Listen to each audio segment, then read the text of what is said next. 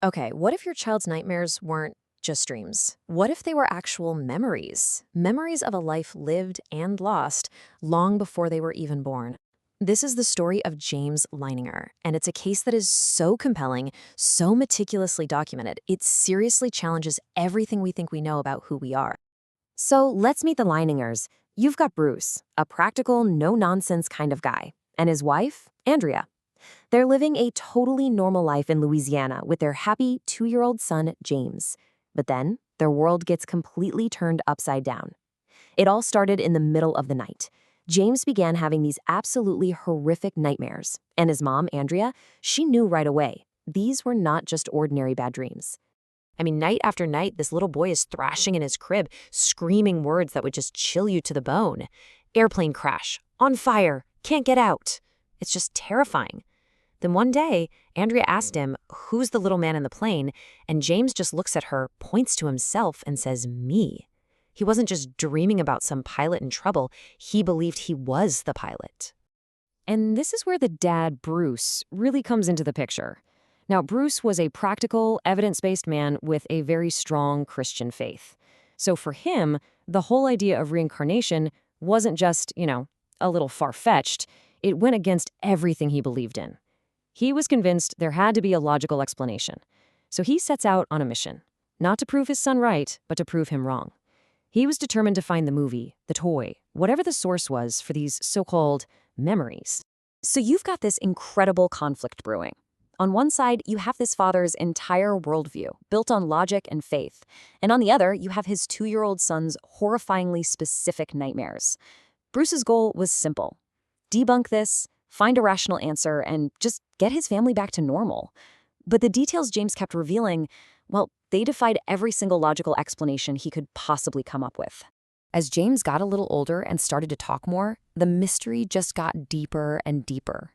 He started dropping these clues. And we're not talking about vague feelings. We're talking about stunningly specific, historically verifiable facts that a toddler in Louisiana would have absolutely no way of knowing. And the clues just came pouring out. First, he said the plane was a Corsair, a specific type of World War II fighter. Then, he says he flew from a ship called the Natoma Bay. He even named a friend, a fellow pilot, Jack Larson. And then, maybe the weirdest detail of all, he started signing his crayon drawings of these fiery plane crashes, James 3. Now, here's the thing you have to understand. The USS Natoma Bay wasn't some famous aircraft carrier like the Enterprise or the Hornet. No way. It was a small, pretty obscure escort carrier. So how on earth could a toddler in Louisiana possibly know its name? Bruce, still skeptical, looks it up, and that's when the first crack in his certainty appears. The ship was real. It had served in the Pacific during World War II.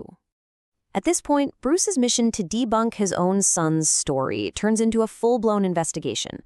He dives headfirst into military archives, veterans associations, still hoping he's going to find a simple explanation. But instead, buried deep in the records of the USS Natoma Bay, he finds a name. And what Bruce found was absolutely staggering. A pilot named James M. Huston Jr. was the only pilot from the USS Natoma Bay who was killed at Iwo Jima.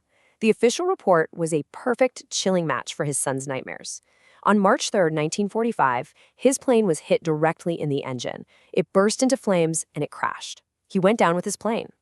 And the final detail that just ties it all together? Huston was a junior, named after his father. So if he had somehow returned, little James Leininger would be the third James in that line, James 3. I mean, just look at this timeline. It really puts the sheer impossibility of it all into perspective. The pilot, James Huston Jr., dies in combat in 1945.